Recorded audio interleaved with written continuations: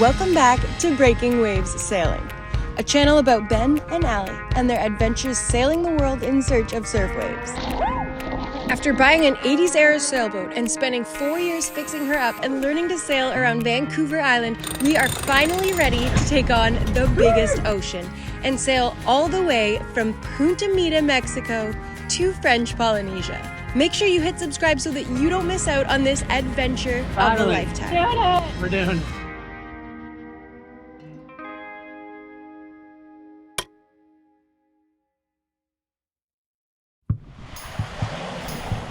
Welcome back to the middle of the Pacific Ocean.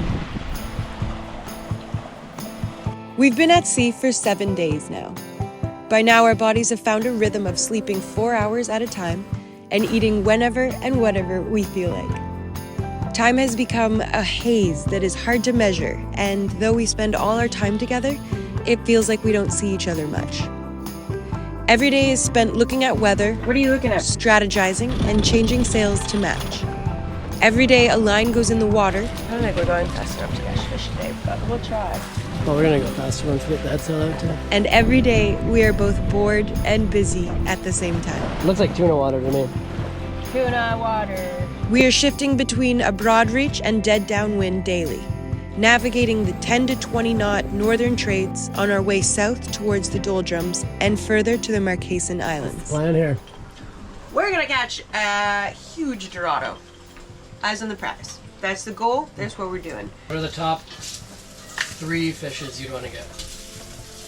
Dorado, mahi-mahi. That's a joke. They're the same fish. I think I'd rather have. And dolphin fish. A Dorado would be first, yellowfin would be second, and then I don't really care after that. I want big fish. I want the type of fish that you don't catch when you're close to land.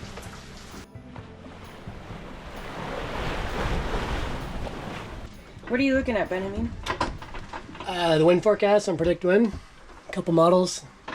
10-120, I believe, right here. Yeah, this green dot is 10-120, so we're like up in this area, somewhere around here. And just looking how things are evolving. What is 10-120 and why is it important that we have to go all the way there before we cross the doldrums? Why can't we go just straight down from where we are? So the blue band here is the doldrums, See? the equator, the ITC. And we came from up here, and then we're going to come down to here. And what we're looking for is a moment in time when there's not a lot of blue. We're looking for, like right there, you could sail right across the doldrums where there's a bit of green right there. 10-120 is a good longitude and latitude to aim for, so that It's 10 north, 120 west. Yeah, so that once you get there, you can start looking for opportunities to go straight south across the smallest, narrowest band of the equator that you can find. And like right now, that'd be amazing. If we got to that point, we could sail right through it, and that's ideal. But more commonly, it looks something like that. So you give yourself a chance at 10-120 of maybe going, but if we got to 10-120, we would see this and be like, no, definitely not. We would bear off more west and maybe try to cross somewhere over here, see how it evolves. But the idea is that if you go too far west, then all of a sudden when you get through the equator and you start making your way towards Marquesas, you're going to have to beat back into upwind. So you really don't want to do that. So the idea is that 10-120 is sort of like the most likely first westward point that you can get to where you might be able to cross, and you aim for that. And then if you can't, you kind of let yourself go further west until there's a good chance to cross. So yeah, we're trying to still hit 10-120. We might go a little bit west of that just based on the light winds we've had so far and the progress we've made so far. If we get to 10-120 by around Tuesday, Wednesday, look at that. We can shoot right through the doldrums. Maybe we'll go a little bit more west of 10-120, but that is like perfect. So feeling optimistic and Predict Wind, pretty cool little tool. We do have an affiliate link for Predict Wind too. I'll put it in the description. We got an affiliate.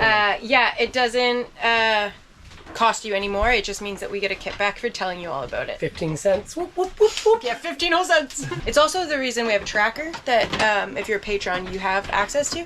One of the apps and websites and weather forecasting models that I wouldn't sail without. So check the description. Nerding out on weather with Ben and Alie.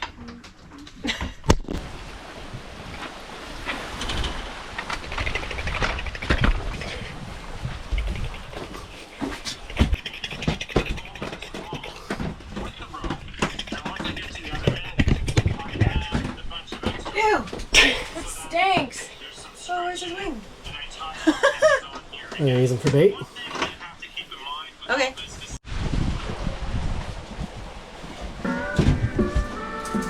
This guy's got a rattle. Ooh, beads. And a big old hook, and he's already rigged up. Let's try him.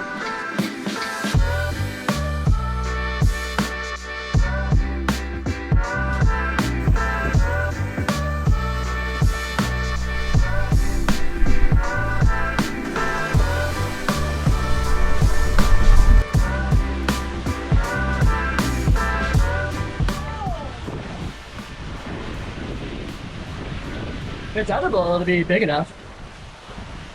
Why wouldn't it be edible? I don't know, just depends on what it is. Guys, I missed some biscuit marks. Woo! Which side do you want to come to? Okay. Maybe just the back here? I think the Capable! port side would be safer. Or yeah, the back side would be. It's big enough to keep for show. For sure! What do you think it is? I think it's a barracuda. I think we're gonna toss it back. It looks like. Or is that a small wahoo? It looks like a small one. It's a wahoo! Oh, it's actually not that small. That's perfect eating size. That girl. Sushi! Yeah! That fish. It's a great fish!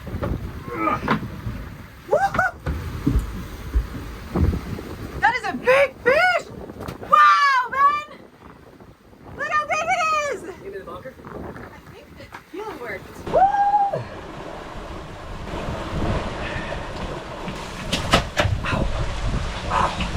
Oh, he gashed you. You should go watch that.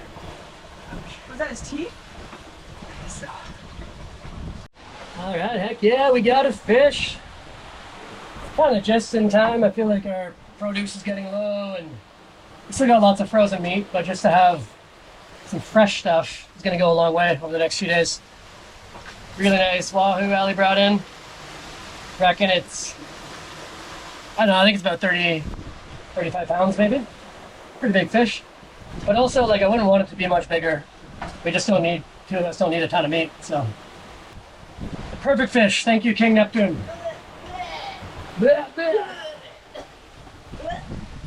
I cleaned the fish while Ben was tending to the wahoo bite. And while we were both distracted, the wind took its opportunity to spike to 22 knots of wind and wreak havoc on our Code D. What is normally a very easy one-person job to roll in suddenly became incredibly difficult as the sail was full of wind and aggressively flogging. I turned the engine on and steered into it so as to dump the wind. And now, Ben is a fairly strong person, so when I saw his hands violently shaking and blistered, I realized something was wrong.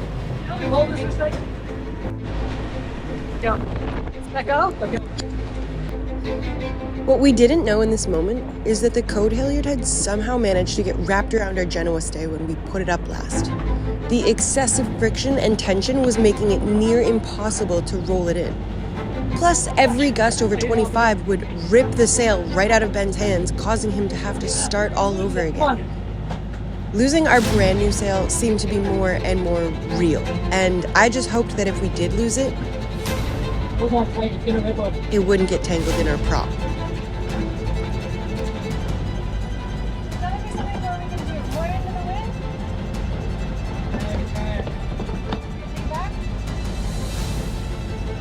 This is so much harder now than before.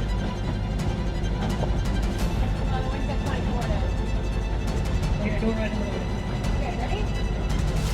Okay, that's like 20 degrees, 10 degrees.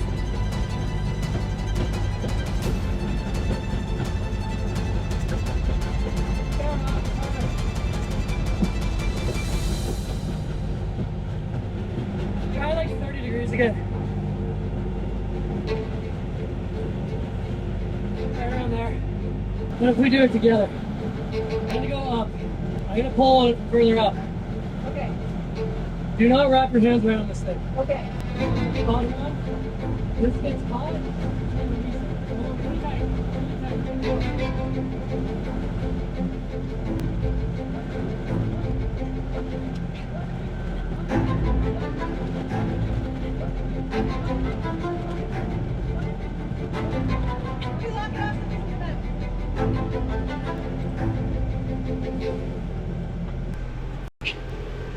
Oh, we deployed our spling. Sure, sheets in the water.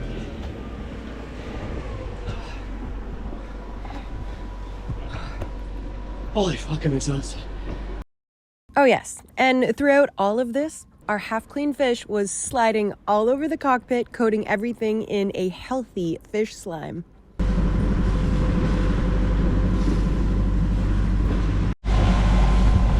So the code didn't roll in properly, and now, even though the sheets are wrapped around the bottom, the top's coming undone. We gotta drop the sail onto the deck. So we got the code D down. Just as we're doing that, the pin popped out of the furler at the bottom. Really lucky that didn't happen a little bit earlier. Decided that we're gonna bring the code into the boat until we have time to properly set it back up and refurl it properly. Chaos. Chaos aboard Kiana.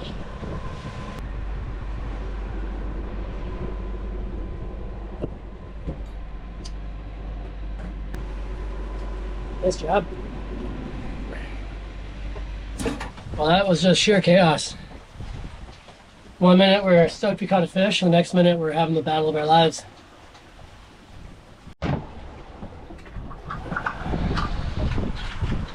Alright, so we got everything back under control now. We got reefed wing on wing. And now I just gotta clean up all this chaos so that we're ready for the squalls, which I'm only about 30 miles away from, so we got like 6 hours, but I want to be prepared, so I'm gonna clean up this mess. Learned a big lesson about the Code D, that's for sure. Do not risk letting the winds get up like that. You gotta get that thing in way before 20 plus knots.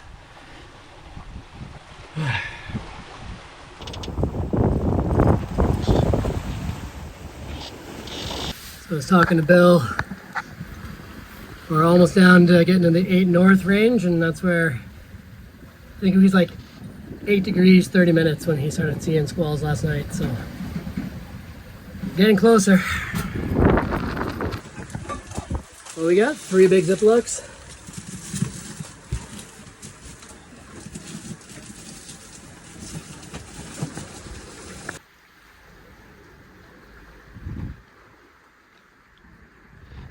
So we should be preparing for ITCZ, squalls, looking at weather, looking at lightning.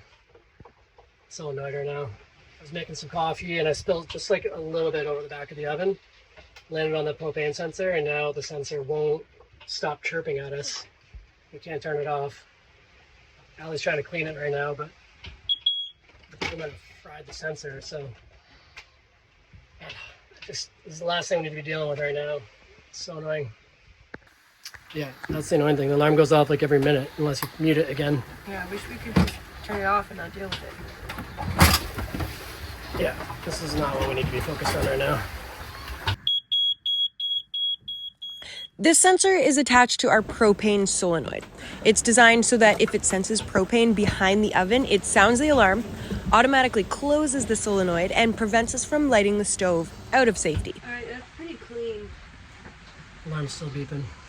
Having this sensor break meant that we would not be able to cook. Starting to feel like one of those days. We had 3 things go wrong today. What else? What you asked for? Allie's gonna clean the sensor with some alcohol. Apparently that can help. Now, we knew we could bypass the solenoid completely, but it was a job that was a lot easier done at land and not 20 miles from the ITCZ. The last thing we needed right now was our oven rolling around the galley while we took on Squall City Central. So we put a pin in that job and prepared the boat for squalls. All right, welcome to the Red Green Show and how to repair a beeping alarm that's annoying the shit out of you when you're about to sail into a squall. So you go ahead and you pop off the 1980s era control cover. You locate the source of the annoying chirping noise, and then you stuff it full of foam and you put tape over it. It's almost like it doesn't even exist anymore. I can live with that for now. If they don't find you handsome, they should at least find you handy. So we just turned off of Wingo Wing onto Broadreach on Port Tack so we can head more due south. After looking at the Cape forecast, which is the lightning forecast, I'm thinking we want to hang as much south as we can right now. So yeah, we're doing 180 course over ground, 5 knots with reefed Broadreach set up here. And we're going to sail into the squalls, see what happens. I'm going to get a nap before then. And we're going to try to fix the stove again. But otherwise, we're ready to take what comes our way.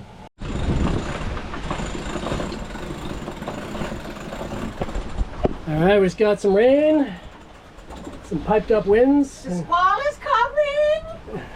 The squall is coming! Somebody got a nap.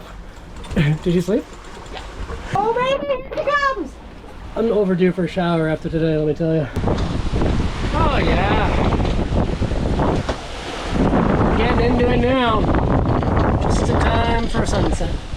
But that kind of excitement we are going to save for next week's episode. Hit subscribe so that you don't miss out as we get into the thick of it in the ITCZ and more behind the scenes over on Patreon. See you next week. Ding.